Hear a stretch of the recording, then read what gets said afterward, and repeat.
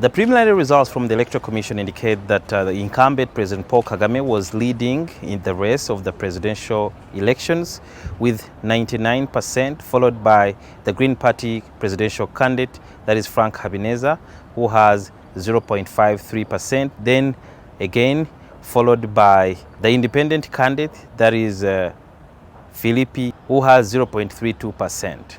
Although the Electoral Commission has not yet announced the official results of the 2024 presidential elections, the contenders who are vying against President Paul Kagame have already conceded defeat.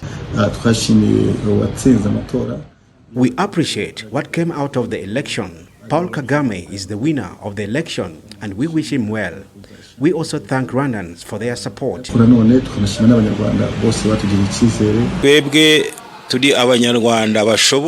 are Rwandans who have played a role in this election. The voices have not changed, even when I've tried to become president for over 10 years. Rwandans should remain united, and my capacity has not yet declined. Several organizations of observers who have been watching what was taking place during this election in Rwanda have held various press conferences and they give different reports. The Deputy Speaker of Zambia was the head of the mission of the observers, especially from the Forum of Parliaments of the International Conference on the Great Lakes region. Electoral Commission should, number one, ensure in future elections ballot boxes are properly sealed.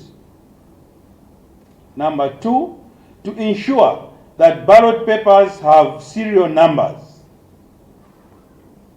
Number three, considering extending campaign period as opposed to the current period of 20 days, which is not sufficient for campaigning political parties to canvass for votes from the electorates. Onyango Kakoba is the Secretary General of the Forum. One, the elections were quite peaceful.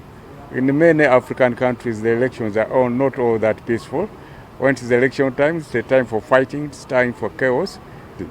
The respect for the legal framework defined by the Rwandan law. The elections took place in accordance with the electoral code.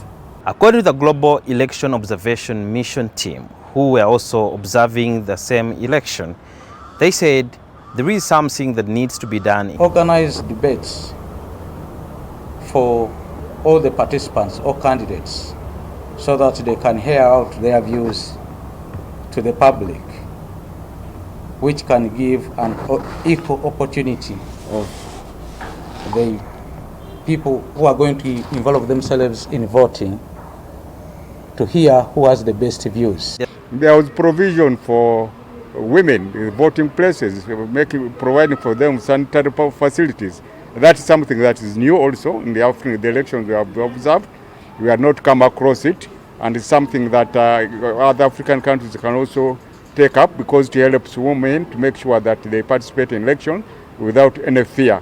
And then, of course, the other positive element was the provision of polling stations at hospitals.